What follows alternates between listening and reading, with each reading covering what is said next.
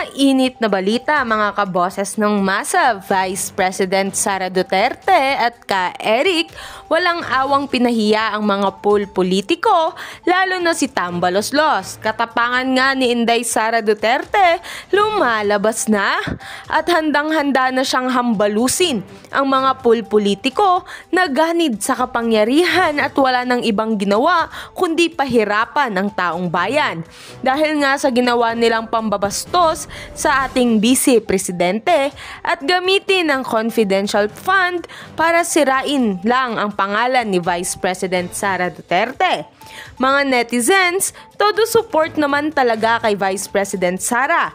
Kaya naman, mga politiko, humanda na kayo dahil isisiwalat na ni Vice President Sara ang inyong mga baho, lalo na kina Tambaloslos, President Bongbong Marcos at Liza Marcos. At hindi na sila tatantanan hanggang sila ay hindi pa nakukulong o kahit mawala man lang sa kani-kanilang mga pwesto. Lahat ito ay para sa ating mahal na bansang Pilipinas. At heto naman, pakinggan natin ang buong detalye. By the way, this is Boses ng Masa at kung bago ka pa lamang sa aking channel ay mag-subscribe ka na!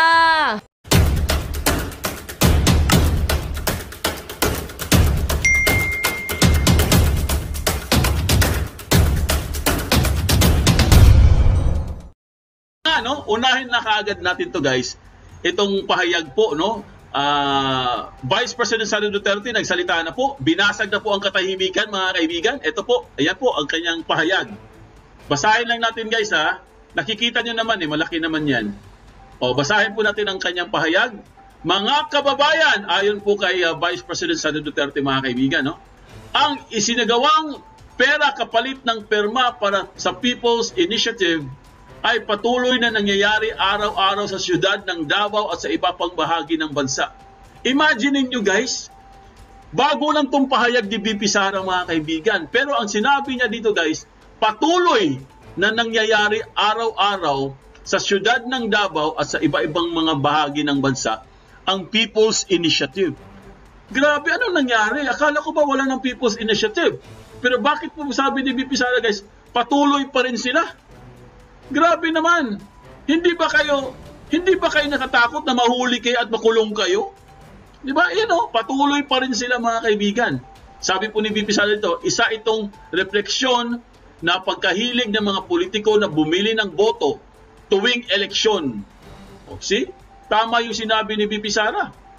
Kasi nasanay na po ang ating mga politiko na tuwing may eleksyon po guys, binabayaran po ang mga botante. Bumibili sila ng boto. Real talk po yan mga kaibigan. Nangyayari po yan. Every election. Parang naging part na po ng kultura ng Pilipinas yan. Di ba? Ito ha, basahin natin. Ito ay pagsasamantala sa kahirapan ng ating mga mamamayan at kawalan ng respeto sa kanilang karapatan sa magdesisyon ng malaya, walang takot o impluwensya gamit ang salapi. Nako, nakakahiya naman talaga kayo. Sabi nito, usakini.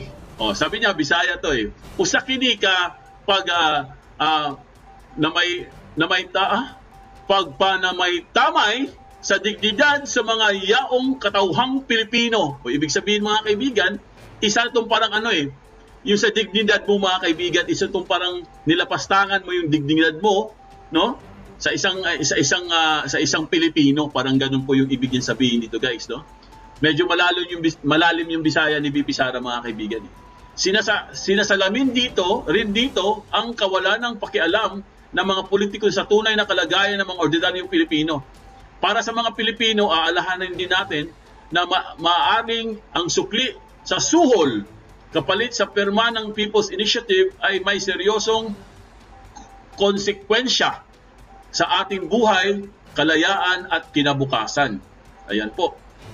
Ang patuloy na pagsulong sa People's Initiative at Charter Change sa kabila ng laganap na kahirapan at kawalan ng katiyakan sa ating kapayapaan at kaayusan ay masakit na palatandaan sa kabiguang matukoy ang tunay na mga problema ng mga Pilipino at solusyonan ang mga ito.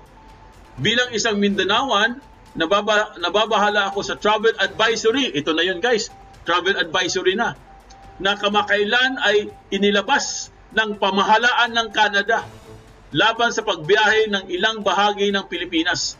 Dahilan umano ng mga insidente ng krimen, terorismo, armadong sagupaan at pagdukot po mga kaibigan. No? Delikado talaga.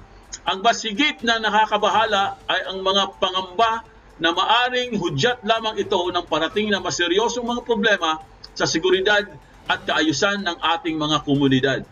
Sana ay unahin natin ang pag-usapan ang kapakanan ng mga Pilipino kaysa sa pagpapasok ng mga dayuhan sa ating bansa. Unahin muna natin ang Pilipinas, ingatan po natin ang ating mga sariling batas. Syukran. Yan po si VP Sara Duterte mga kaibigan. Yan ang sinasabi ko sa inyo guys. Peace and order po, palpak. Delikado. Ipakita ko lang sa inyo guys ha. Ayan po. Tingnan nyo sa screen nyo guys. Basahin nyo mga kaibigan. Yan po ang latest ngayon. Ano nang nangyari? Ayan o. Canada lowers securities rating as Siargao Island, Davao City. Ito mga kaibigan, nilowers na pala niya ang security risk ng Davao. Kasi kanina guys, grabe yung grabe yung kasama kasi ang Davao mga kaibigan eh. Kasama ang Davao guys. Eh di ba? Sinabi na po ni sinabi na po ni Attorney Harry Roque na 2 years na po mga kaibigan na insurgency free ang Davao City, no? Buti na lang guys, nilower na po ang security risk. Oh, di ba? So, good news po 'to mga kaibigan. Ito po ang nangyari guys. Ito po ang mga listahan mga kaibigan sa mga lugar sa Pilipinas na under po ng security risk na nilabas po ng Canada. Ayan po ang mga bansa guys. Mga lugar no sa Mindanao. Katulad ng Basilan, Sulu, Tawi-Tawi, Lanao del Sur, Maguindanao, Bukidnon, Cabiguin, Lanao del Norte, Misamis Occidental, Misamis Oriental, Cotabato, Sarangani, South Cotabato, Sultan Kudarat, Zamboanga del Norte, Zamboanga del Sur, Zamboanga, Sibugay. Ayan po. At ito pa mga kaibigan, no? Ito pa yung mga iba pang mga lugar. Oh. Dito po ako nakasal kanina kasi nga kasama po ang Davao. Buti na lang guys, tinanggal na nila yung Davao City. Oh, yan tinanggal na nila excluding Davao City. Oh, kasi ang nakalagay kanina guys, kasama po ang Davao City. Buti na lang alerto naman yung siguro nagkamali lang sila, no? So ang nakalagay dito mga kaibigan, kasama po ang Agusan del Sur, del Norte tsaka del Sur, no? Dinagat Islands kasama din. Surigao del Norte excluding Siargao Island. Surigao del Sur, Davao de Oro, Davao del Norte, Davao del Sur excluding Davao City. Ibig sabihin hindi kasama ang Davao City. Davao Occidental at Davao Oriental. Ayan po mga kaibigan ang nakalagay po sa advisory or travel advisory ng Canada. Kung sino man yung mga taga Davao guys, huwag kayong mag-alala, hindi po kasama ang Davao City. Ang nakakabahala lang guys, bakit kaya sila naggaganito, no? Unang-una mga kaibigan, kung natatandaan nyo guys, bago po, di ba, nung nagkaputukan po yung guys, di ba, pumutok yung balita na 2 point, yung sukli, di ba, hinahanap yung sukli. Tapos hindi po, wala po nagsalita guys, patungkol po sa sukli, nung travel expenses ni Tambaluslos. Ngayon, nabalitaan natin guys, na ito palang mga mamabatas natin mga kaibigan, hindi naman lahat, no? Nag-travel pala sila. Bumiyahe sila guys. Lalo na po itong sinugnog, pupunta po ng Amerika. At nabalitaan po natin guys, hindi lang pala siya pumunta sa Amerika. Pumunta din siya ng Canada mga kaibigan. Kung hindi po tayo nagkakamali, hindi lang po sinasabi. So, siguro guys, ang connection nito, pag tinanong niya ko, Foodinet, anong connection nun? Yun nga yung sinasabi natin eh. Pag pupunta sila sa ibang bansa guys, sinisiraan po ang mga Duterte, mga kaibigan. Lalo na si Vice President Sara Duterte. Kunwari lang guys, nagpo-forum sila. May nagsabi niyan, may source po nagsabi niyan. Sinisiraan po nila ang mga Duterte, mga kaibigan. Kaya siguro guys, sinama ang Davao. Buti na lang, tinanggal nila. Kasi kung hindi po mga kaibigan, magagalit talaga ang mga taga Davao City. Kasi matagal na pong malinis ang Davao. Peaceful na po ang Davao mga kaibigan. Tapos sinali pa nila dito sa travel advisory ng Canada. Hindi po pwede 'yun. Oo, panakot nga eh. Tinatakot po nila ang mga tao, mga kaibigan. Pero isa din sa mga guys, ibig sabihin, hindi po talaga nagtatrabaho ang ating Pangulo. Kung may Pangulo pa tayo, di ba? Wala na, hindi na aangat ang ating tourism, wala na po. Degraded na po tayo, guys. Biro mo, Canada.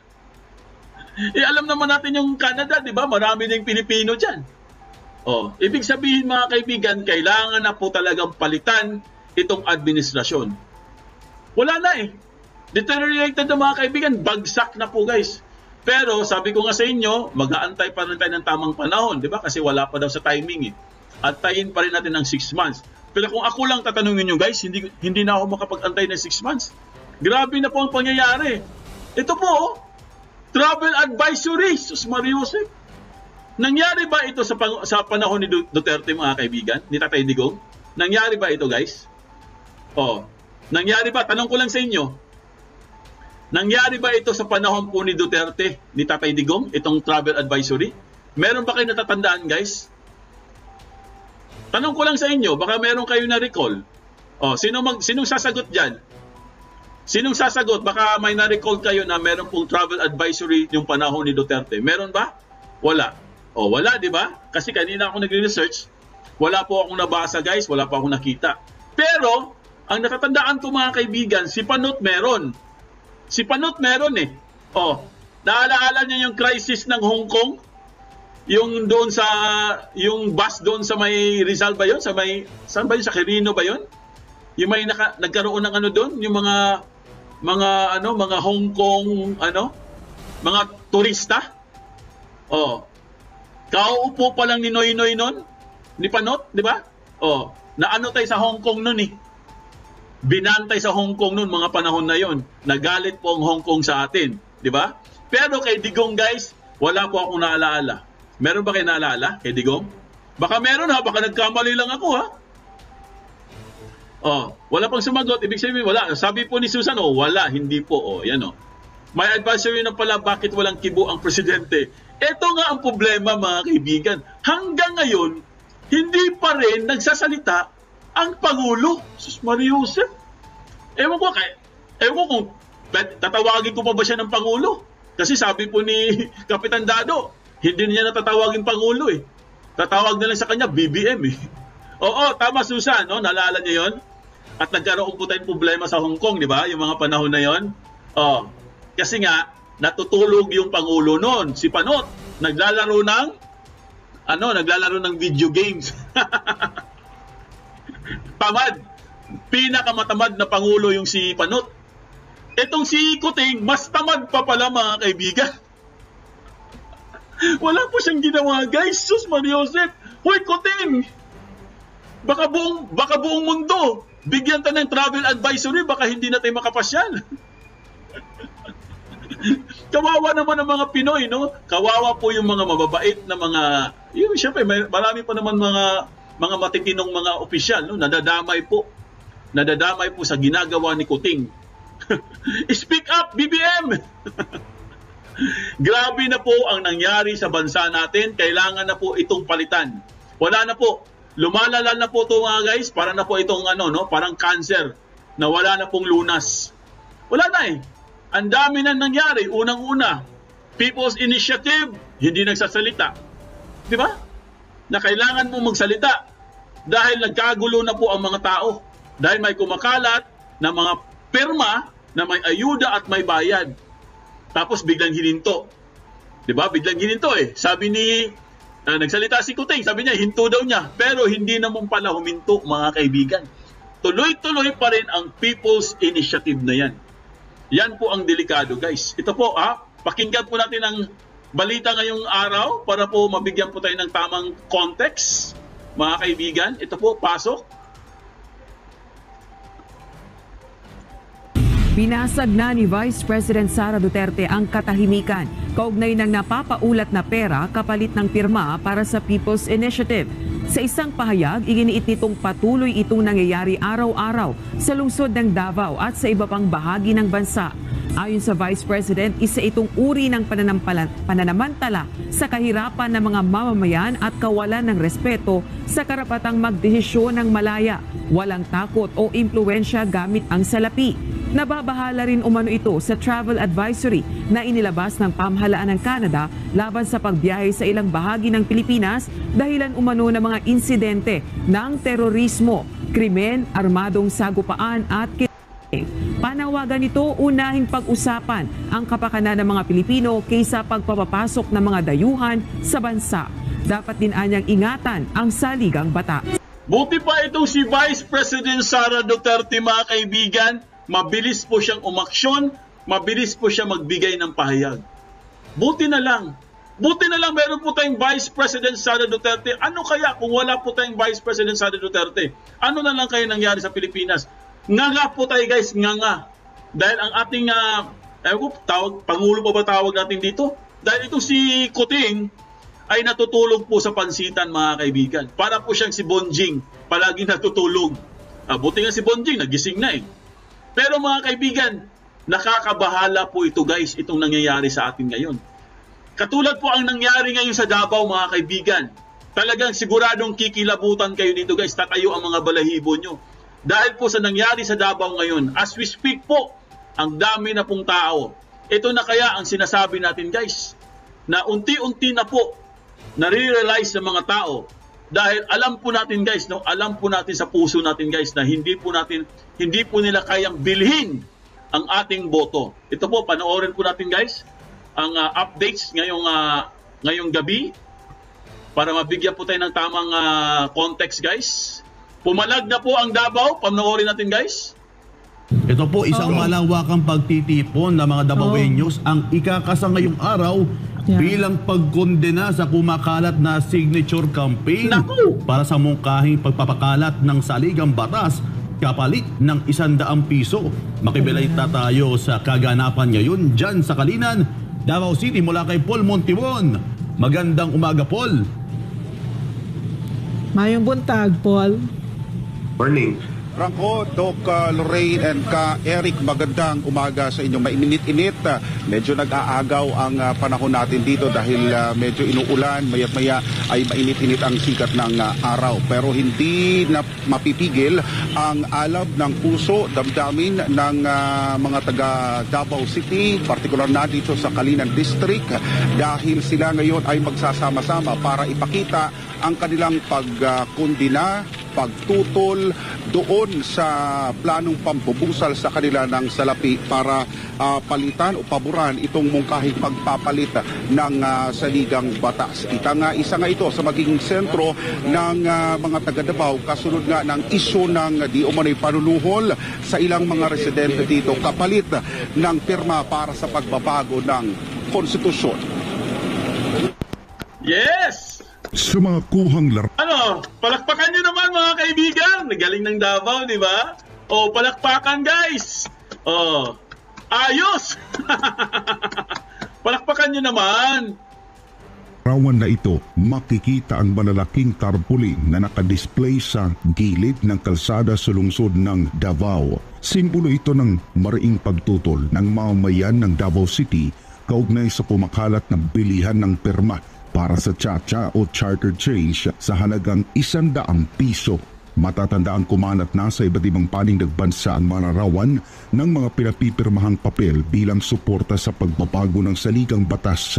Ayon sa impormasyon, pinalalabas-an nila na ayuda ang mga ito mula sa pamahalaan at kailangan nila itong papirmahan kapalit ng pera.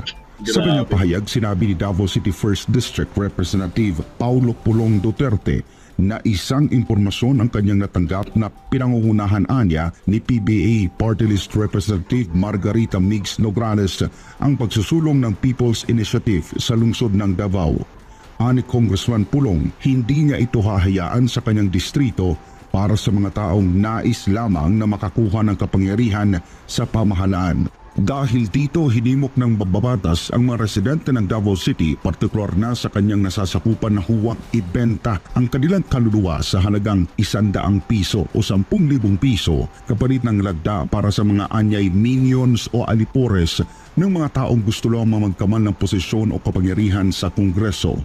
Git pa ng batang kongresistang Duterte, matagal na siyang nagtitimpi o nananahimik dahil sa maruming laro ng politika sa Kongreso. Sa katunayan anya, nabatid nito na tinanggalan ang kanyang distrito ng 2 bilyong pisong pondo kung saan 500 milyong piso na lamang ang iniwan sa kanya. Grabe. Sa kabila naman nito, nanindigan ang Solon na hindi siya luluhod at hindi niya ikamamatay kung aalisan siya ng pondo dahilan ang kawawaan niya ang mga Davaoenyong bumoto kay Pangulong Ferdinand Marcos Jr. Bilang suporta sa matapang na panawagan ni Congressman Pulong, isang malawakang rally ang isasagawa ng iba't ibang grupo mula sa iba't ibang sektor ng Kalinan District ng Davao City na binubuo ng 19 na barangay. Bukod sa mga kapitan, kaisa rin dito ang grupo ng mga kababaihan at kabataan, IPs, Muslim communities, PWDs, senior citizens at barangay constituents. Layo nitong kundinahin ang nasabing pirma kapalit ng tsa-tsa. Bit-bit ang mga streamers, tarpaulins at placards.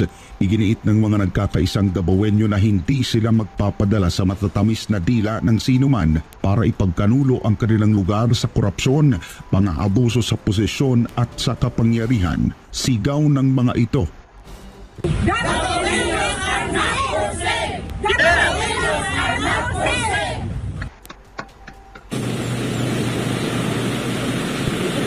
Alright, mga kapartner, Doc Lorraine, Franco, and ka Eric, ngayon ay ito ang magiging staging area dito sa Barangay Lacson, Kalinan District, Davao City para sa gagawing convoy naman papunta doon sa Rizal Park, Davao City para doon na isagawa ngayong hapon ang isang malakihan at malawakan na pagkundina at pagtutol ng mga ito doon sa sinasabing kabayaran o pagpapirma sa halagang 100 piso. Kaya naman, sa aking pagtatapos ay uulitin natin ang sigaw ng mga taga Davao City kaugnay sa kontrobersyal na pagsusulong ng People's Initiative o ang Charter Change. Ano ba ang sigaw ng mga taga Davao City?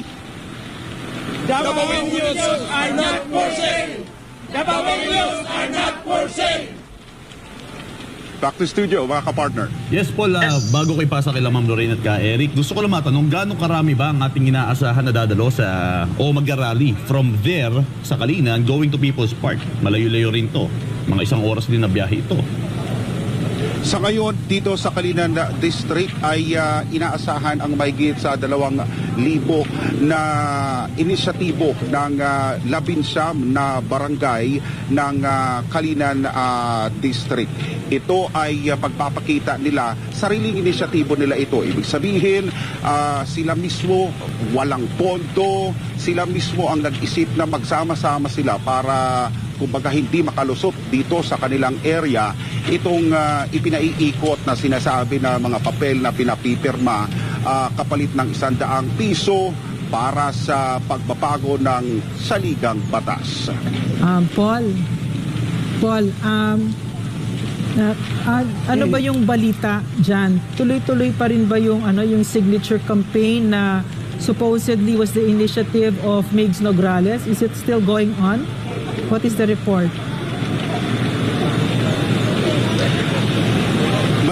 May inaalam pa tayo ng mga impormasyon, Doc Loreno, kung patuloy ang pagpapakalat ng ganitong klase na mga papel na di umano'y pinapipirma dahil sinasabi na palabas na ayuda nga ng gobyerno. Pero kaya nga, isa na ito sa naging counter ng mga barangay na ito, na itong Kalinan District na binubuo ng 19 na mga barangay ay hindi sila pabor doon. Kumbaga, ang gagawin nila yung transparency program na lahat kung may mga lalapit sa isa man sa kanila na mga residente na may lalapit na sino man may magpapapirma sa halagang 100, 200 pesos o magkano man, ay agad nilang isusumbong ito sa kanilang kapitan na isa rin sa mga nagsusulong sa pagkundina sa nasabing maling sistema na ito, Ma'am Lorraine. So far sa ngayon ay tila tahimik, wala na tayong naririnig na ganitong klase na balibalita dito sa Davao City.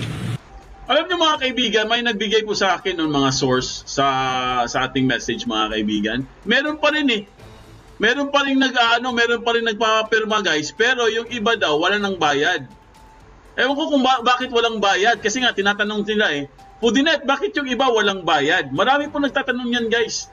Kasi nga, siguro sa tingin ko lang, dahil nagkabistuhan na po guys, syempre kinuha na nila yung pera, pinera na nila, pero tuloy-tuloy pa rin yung pirma. Parang ganun yung nangyari. Kasi nga marami din nagsasabi guys, no, yung mga leaders ko no. Sinabi nila na nakatanggap na daw sila ng pera, pero mga kaibigan, dahil tinigil po ang People's Initiative, tuloy pa rin ang pirma, pero hawak po ng mga leaders guys ang pera. Yun ang tinatanong. Yun ang hinahanap mga kaibigan. Kasi nga guys, dineclare na kasi yan 'Di ba sabi nga ni Mig Zubiri? Si Mig Zubiri po mga kaibigan, nabudol. Akala niya wala ng People's Initiative. Mig Zubiri, nabudol-budol. Ayan. Hindi niya alam guys, patuloy pa rin. At kinukurap po guys, yung binibigay na pera. Kawawa po yung pumirma guys nang walang alam. Akala nila nakatanggap lang sila ng ayuda kasi nga may binibigay pagkain kunwari may binibigay isang plastic na may bigas, may noodles, may sardinas, pero wala pong pera guys. Ayuda lang tapos pirma. Syempre pag pumirma sila, hindi na lang binabasa. Pero dapat may kalakip pa yun na pera 100, pero wala na pong 100. Asa na? Nag-magic na.